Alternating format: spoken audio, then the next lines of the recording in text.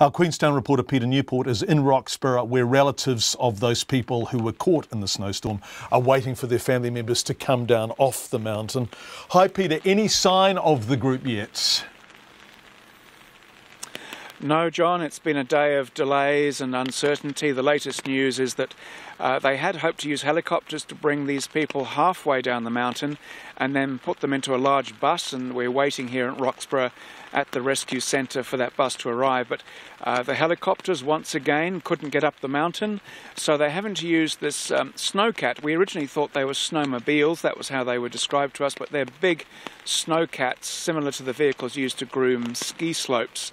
So they're using those snowcats to ferry people from the abandoned four-wheel drive vehicles down to four-wheel drive vehicles that belong to the police, then down to the road, and it could be an hour, it could be 2 hours before we actually see that bus arrive here in Roxburgh. And then those survivors are going to be treated to some hot food, they're going to have some medical checks, and then the last stage is they get to talk to us, the media, and to their friends and family who are waiting behind me in the golf club. Yeah, boy, I bet they'll be pleased to see them. Peter, rescue helicopters came in first of all, then a military helicopter came in, just simply that the cloud was too heavy and too low for those helicopters to be able to be safely used. Is that the case? That's right, John, and they tried sneaking in from the south and from the north. It wasn't just the low cloud either, John. It was very high winds, 50, 60, 70 km/h winds along the ridges. That wind blew the snow into drifts that in some cases were 3 meters deep. Wow. So, I mean, we have gone from autumn weather to the depths of winter really in less than 24 hours. And this group just got caught right in the teeth of it. Yeah, they sure did. Can we talk about how cold it was overnight? Obviously the cars had fuel, but eventually fuel runs out. What sort of temperatures were there up Waikawa Road last night?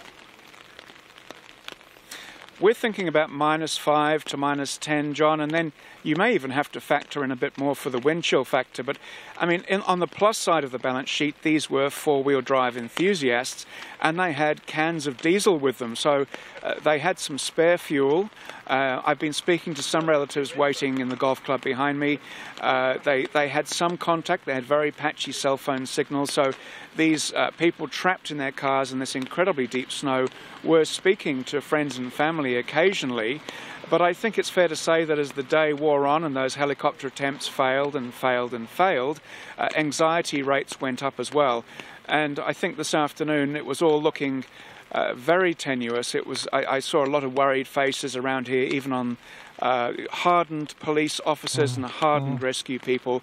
But then, you know, the good news came through that the snowcats that I mentioned earlier had managed to literally crawl up the slope and discover these vehicles that were spread over 100 meters.